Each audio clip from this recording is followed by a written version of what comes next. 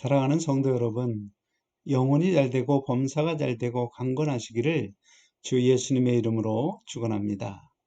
많은 성도가 예수님의 말씀 마태복음 11장 28절에 수고하고 무거운 짐진 자들아 다 내게로 오라 내가 너희를 쉬게 하리라, 이 말씀대로 쉼을 원하지만 실제 체험적으로 예수님 제게 쉼을 주시니 감사합니다 라고 고백하는 사람은 많지 않습니다.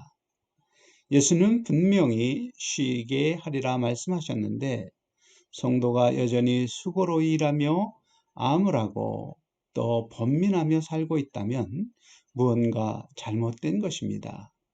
무엇이 문제일까요?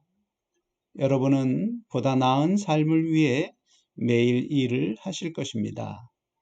요즘은 어떤지 모르겠지만 제가 회사를 다닐 때는 몸살 감기가 심해도 병가 내지 못하고 또 쉬지 못했습니다. 상사들의 눈에 나서 진급이 어려워지거나 혹시 해고당하지 않을까 염려하니 아파도 참고 일을 해야 했습니다. 혹 장사하는 분들은 하루 쉬려고 문을 닫으면 오시던 단골 손님이 다른 집으로 가지 않을까 염려하기 때문에 편안하게 쉬지 못했습니다. 더구나 내가 얼마나 수고하고 애를 쓰는지 알아주는 사람도 없습니다. 그와 같이 사람들은 누구나 상황은 다르지만 알아주는 사람 없이 쉬고 싶어도 쉬지 못하고 하기 싫은 일을 하며 수고하고 불확실한 미래로 번민하는 그러한 상황 가운데 살아갑니다. 예수님 말씀대로 수고하고 무거운 짐을 지고 살아가는 것입니다. 그런데 성경이 예수님께 가면 쉼을 얻을 수 있다고 하니 예수님을 믿고 구원받은 성도라면 분명히 예수 안에서 쉼을 얻어야 하는 것이 당연한 것입니다. 하지만 쉼을 얻는 성도보다 삶이 무겁고 고통스러운 성도가 더 많은 것이 사실입니다. 그러면 성경은 허망한 것을 기록한 것일까? 그렇지 않습니다. 성경은 결코 거짓이 없습니다. 다만 우리의 이해가 부족할 뿐입니다. 이제 우리가 무엇을 알지 못하는 것인지 이제부터 성경을 자세히 살펴보겠습니다. 성경은 쉼을 얻기 위하여 먼저 예수님께로 가야 한다 말합니다. 그것이 예수님이 약속한 쉼을 얻을 수 있는 첫 조치입니다. 과연 예수님은 어떤 분이시기에 그런 약속을 하실 수 있을까요? 시브리서 4장 15절에 우리에게 있는 대제사장은 우리 연약함을 체휼하지 아니하시는 자가 아니요 모든 일에 우리와 한결같이 시험을 받은 자로되 죄는 없으시니라. 이 말씀에서 예수님에 관하여 세 가지 정체성을 알 수 있습니다. 먼저 대제사장이란 하나님의 백성이 드리는 제사를 하나님께서 기쁘시게 받으실 수 있도록 하나님의 일을 하는 사람이며 동시에 제사하는 사람에게 하나님의 거룩하신 뜻을 전하는 역할을 합니다. 그런 대제사장의 직무를 성도를 위하여 수행하시는 분이 바로 예수 그리스도이십니다. 그리고 예수님이 우리의 연약함을 체휼하신다고 말합니다. 체휼이란 동일한 감정을 가진다라는 뜻입니다. 그리고 죄는 없으시니라는 말이 덧붙여져 있는데 이해하기 쉽게 표현하면 죄를 제외한 모든 일에 우리와 같이 시험을 받으신 분으로 우리의 연약함을 같은 감정으로 느끼신다는 의미입니다. 영광의 보좌에 앉으신 예수님이 어떻게 우리의 연약함을 체휼하시는가? 성경에는 예수님에 대하여 죄인인 우리를 죄에서 구원하신 구주라는 표현과 또 친구라는 표현을 둘 다 사용합니다. 구주란 우리의 죄의 구속과 우리의 주인이 되심을 말하고, 친구란 우리와 교제하고 왕래하심을 뜻합니다. 그러므로 우리의 인생길에서 예수님은 우리가 느끼는 감정으로 똑같이 우리가 기뻐하면 함께 기뻐하고 우리가 슬퍼하면 함께 슬퍼하시며 우리가 모든 어려운 환경을 통과할 수 있도록 구원자로서, 때로는 친구로서 동행하시는 것임을 성경이 말하는 것입니다. 우리와 같은 감정으로 함께 즐거워하고 함께 슬퍼하는 체휼은 예수님이 이 땅에 계실 때에도 보여주셨습니다. 병든 자를 체휼하셨기에 치유하셨고, 배고픈 자를 체휼하셨기에 오병이어의 기적으로 먹이셨고, 또 외아들의 죽음을 슬퍼하는 과부를 체휼하셨기에 그 아들을 살려주셨습니다. 주 예수님은 영광의 구주가 되시기 전에 죄인들의 친구가 되셨습니다. 체휼은 사실 아무나 할 수 있는 것이 아닙니다. 세 가지 조건을 갖춘 경우에만 가능합니다. 그 첫째가 체험입니다. 고통을 받은 적이 없다면 고통받는 자를 체휼할 수 없습니다. 예를 들어 진급에 실패한 경험이 없이 계속 성공만 한 사람이 진급에 실패한 사람의 고통을 체휼할 수 있겠습니까? 예수님은 어떤 체험을 하셨나요? 태어나면서부터 말구 위에 놓이시며 시작된 그 고단함, 그리고 가난한 목수의 집에서 자라시면서 우리가 청소년 시절에 겪었던 그런 가난의 모든 어려움을 겪으셨습니다. 그리고 강도와 같이 끌려가시며 받으시는 온갖 모욕과 순환, 채찍에 맞으며 경멸을 당하신 것이나 가시면류관을 쓰시고 십자가에 못 박히는 그 참혹한 고통은 사실 우리 인생들이 겪는 인생의 쓴맛과는 비교할 수 없는 큰 고통입니다. 그런 체험을 하심으로 아무리 고통스러운 일을 당한 사람이라도 체휼하신다고 성경이 말하고 있는 것입니다. 두 번째로 사랑이 필요합니다. 아무리 큰 고통을 받았어도 사랑이 없으면 다른 사람의 아픔을 체휼할 수 없습니다. 주 예수님이 세상에 계실 때 모든 사람을 체휼할 수 있었던 것은 그분께서 체험이 있었을 뿐만 아니라 우리를 사랑하셨기 때문입니다. 가령 마태복음 8장 1절로 3절에 보면 예수님은 문둥병자를 고치실 때 손을 내밀어 저에게 대시며 고쳐주셨습니다. 그냥 말로만 깨끗함을 받으라 하셔도 고칠 수 있었지만 예수님은 그의 고통을 아시고 손을 내밀어 문둥병자를 만져주심으로 따뜻한 사랑을 전하신 것입니다. 체험과 사랑만 있으면 체휼할 수 있는 것이 아닙니다. 세 번째로 자기 자신의 관심이 집중된 일이 없어야 합니다.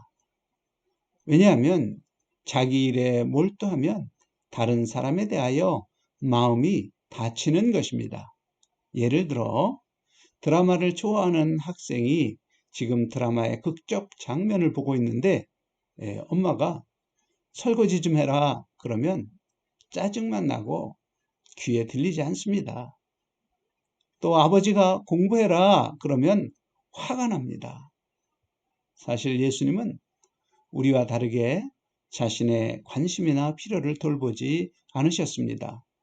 40일을 금식하고 배고플 때 돌이 떡이 되게 하실 수 있지만 하시지 않았고, 강도같이 난폭하게 끌려갈 때 12영의 천군 천사를 부르실 수 있었지만 부르시지 않았고 오히려 베드로를 위하여 기도하셨습니다.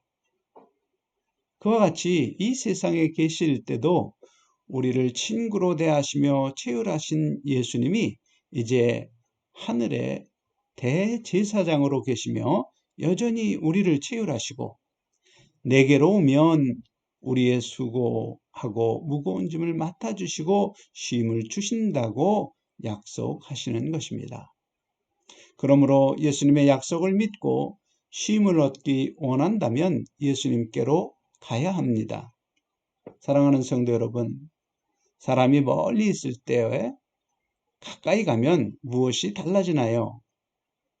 멀리 있을 때는 알지 못했던 것을 가까이 가면 알 수 있습니다.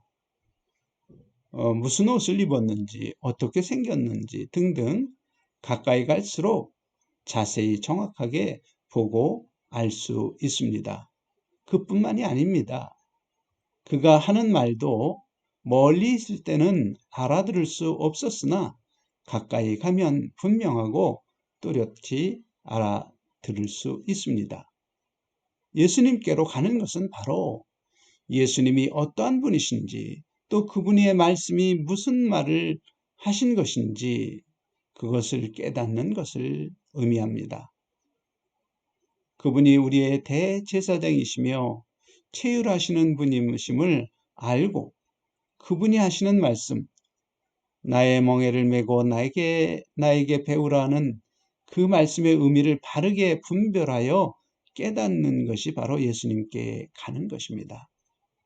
그러므로 예수님이 어떠한 분이심을 알고 예수님의 멍에를 메고 예수님께 배우는 것이 바로 예수님께 가서 쉼을 얻는 조건입니다.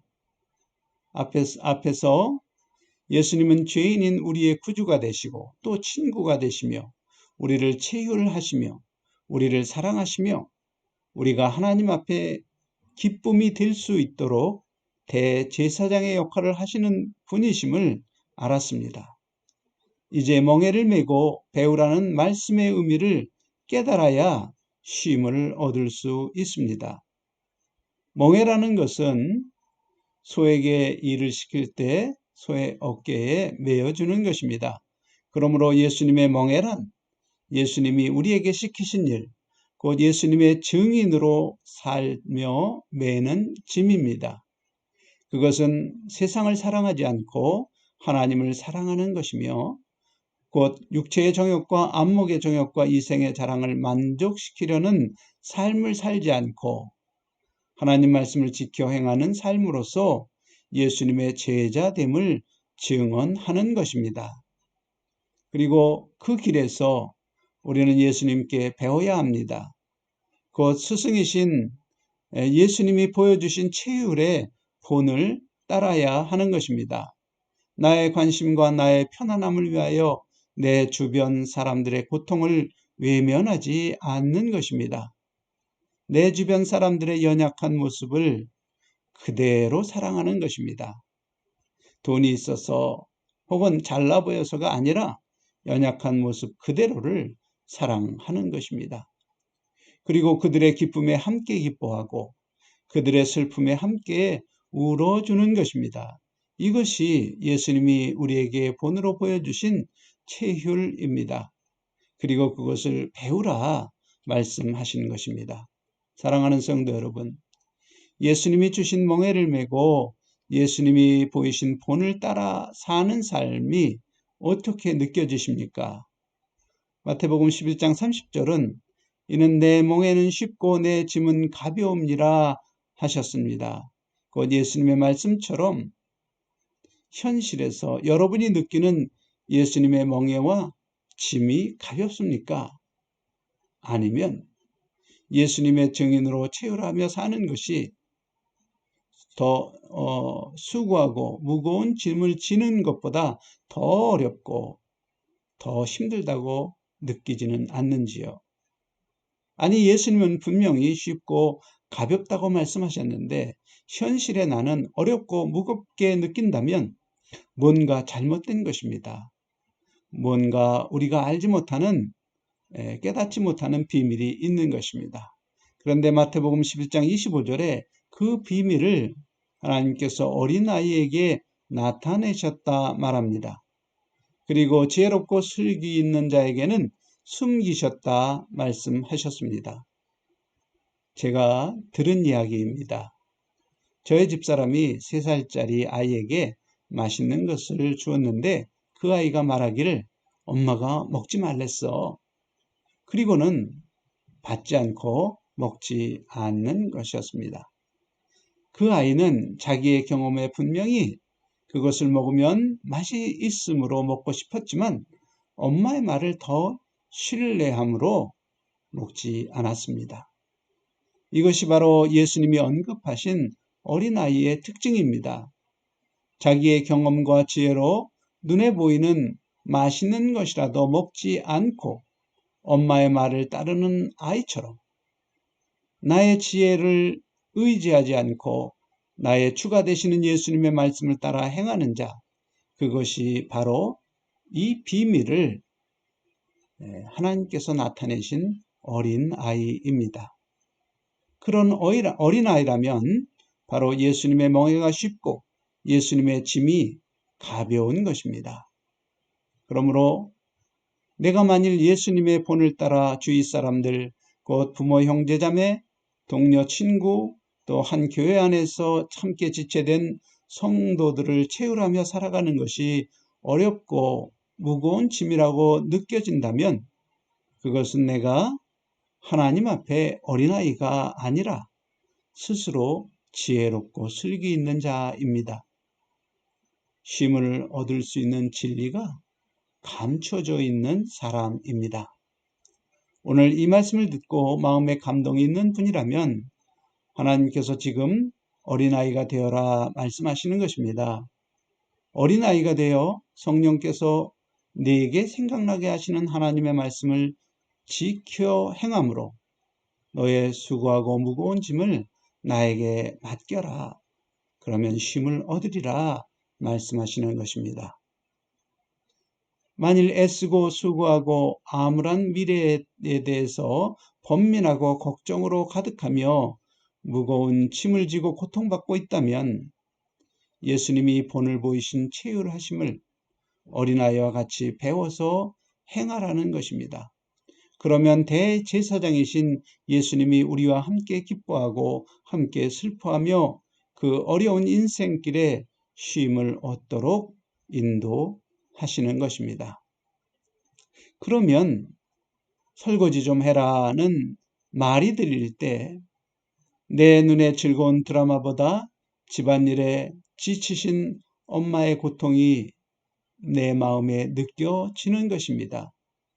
공부 열심히 해라는 말이 들릴 때 게임의 즐거움보다 온 집안 식구를 먹여 살리시려고 몸이 아파도 쉬지 못하고 공부를 더 잘했으면 좋은 일자리를 얻고 많은 돈을 벌었을 텐데 후회하며 내 자녀는 귀한 사람이 되어 살기를 원하시는 아버지의 마음이 보이는 것입니다. 그렇게 체휼하며 내가 좋아하는 나의 관심을 버리고 부모를 존경하라는 하나님의 말씀을 따라서 설거지를 하고 공부를 열심히 할 때 비록 몸은 설거지하느라 공부하느라 힘들어도 마음에는 예수님이 주시는 음성, 그래 잘했다, 나도 기쁘다, 그 음성을 들으며 기쁨과 평강과 쉼을 누리게 되는 것입니다. 하지만 스스로 지혜롭고 슬기 있는 자는 어떤 핑계를 대서라도 자기가 좋아하는 드라마를 보려 하고 자기가 하려는 게임을 하려 합니다. 엄마의 고통은 드라마로 가려지고 아버지의 사랑이 게임으로 가려지는 것입니다. 그렇게 스스로 지혜롭고 슬기 있는 자에게는 주님의 음성이 들리지 않을 뿐만 아니라 그 주위 사람들과 관계가 서로 미움과 원망과 시기와 질투로 가득하게 되고 결국 수고하고 무거운 짐을 지고 이 땅을 살게 됩니다. 사랑하는 성도 여러분, 참 평안을 원하십니까? 하나님 아버지 앞에 어린아이처럼 또 하나님의 말씀을 따라서 주위 사람들과 관계를 맺을 때 서로 사랑하며 서로 기뻐하며 참 평안을 누리게 됩니다. 때로 몸이 힘들어도 마음에 주 예수님이 주시는 음성, 그래 네가 힘드니 나도 힘들다. 그래도 참 잘 참고 잘했구나. 내가 너를 위하여 하늘에 많은 상급을 쌓았단다. 그 음성으로 쉼을 얻고 평강을 누리게 됩니다. 사랑하는 성도 여러분, 하나님 앞에 어린아이가 되시기를 예수님의 이름으로 축원합니다. 어린아이가 되어서 예수님의 가벼운 멍에 쉬운 짐을 지고 기쁨으로 신앙생활을 하시면 그러한 참 평안을 얻게 되시는 여러분이 되시기를 주 예수님의 이름으로 간절히 축원합니다. 아멘.